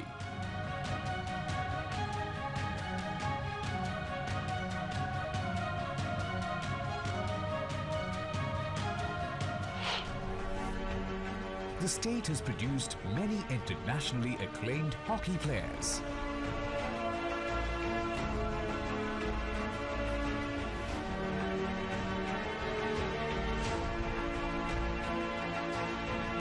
For a state that breathes soul into every hockey stick, welcome to the biggest festival. Welcome to the Odisha Hockey World League. I'm sure we are going to witness a world-class event. My best wishes to all the teams.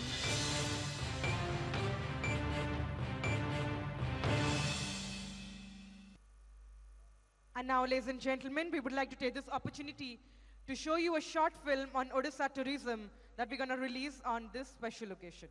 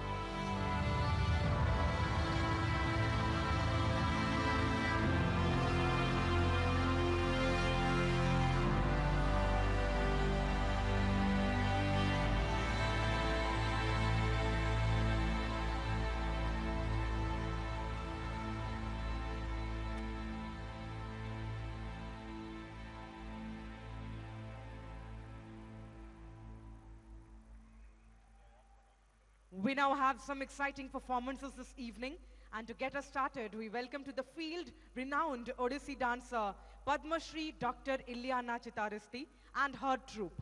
Ileana is an Italian who has made Odisha her home. She is a disciple of Padma Vibhushan Guru Kelucharan Mohapatra, who is credited with reviving modern Odissi dance. We'll also have the famous Odia playback singer Tariq Aziz to sing for us at the final part of the performance. Let's have a huge round of applause for the performers.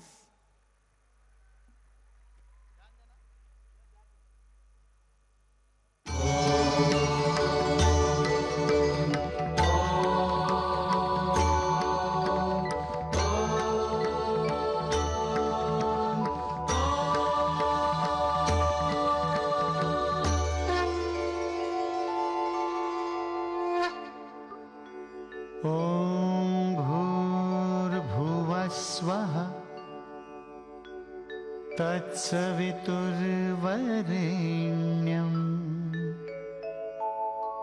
भर्गो देवस्य धीमहि धियो यो नः प्रचोदयात्।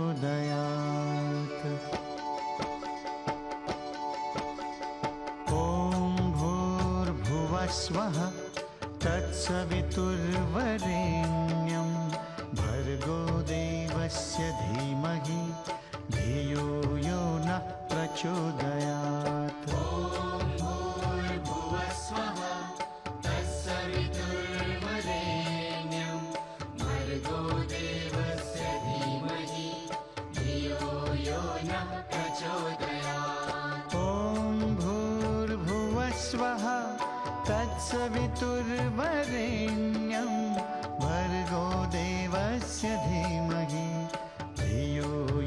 नः प्रचोदयात्।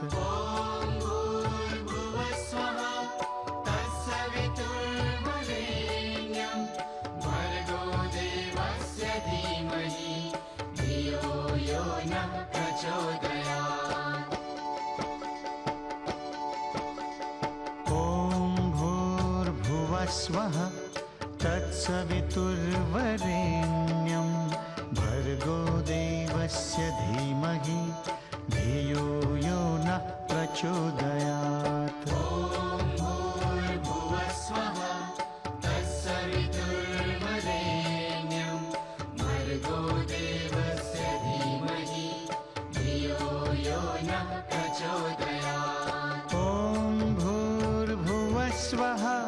तत्सवितुर्वरेण्यं भर्गो देवस्य धीमहि धियो यो नः प्रचोदयात्।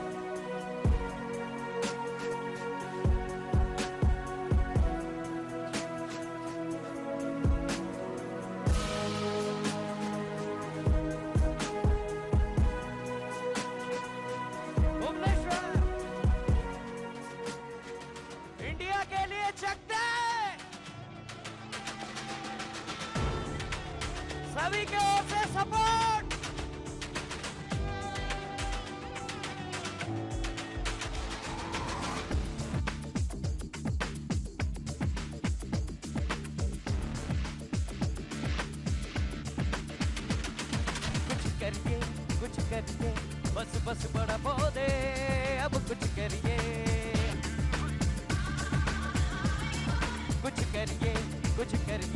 बस बस बड़ा पौधे हाय कुछ करिए कोई तो चल जिद पड़िए डूब दरिए क्या मरिए और कोई तो चल जिद पड़िए डूब दरिए क्या मरिए चक दे इंडिया चक दे इंडिया चक दे इंडिया चक दे इंडिया come on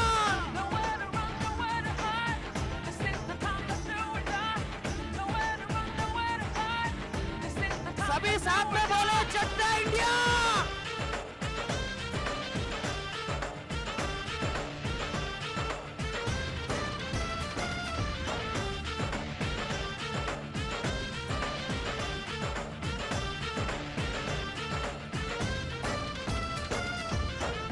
पूछों में गलियों में राशन की फलियों में बैलों में बीजों में ईदों में दीजों में रेतों के दानों में फिल्मों के गानों में सड़कों के गड्ढे में बातों के अड्डे ओमकार आज भर ले 10-12 बार कर ले रहना यार पीछे कितना भी कोई खींचे टस है ना मस है जी जिद है तो जिद है जी तृष्णा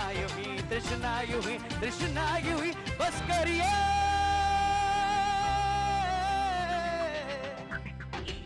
जिद पड़िए डूब दरिए या मरिए और कोई तो चल जिद पड़िए डूब दरिए या मरिए ओ चक दे इंडिया चक दे इंडिया come on चक दे इंडिया चक दे इंडिया सारे इंडियंस एक बार जोरदार चक दे इंडिया एक बार जोरदार चक दे इंडिया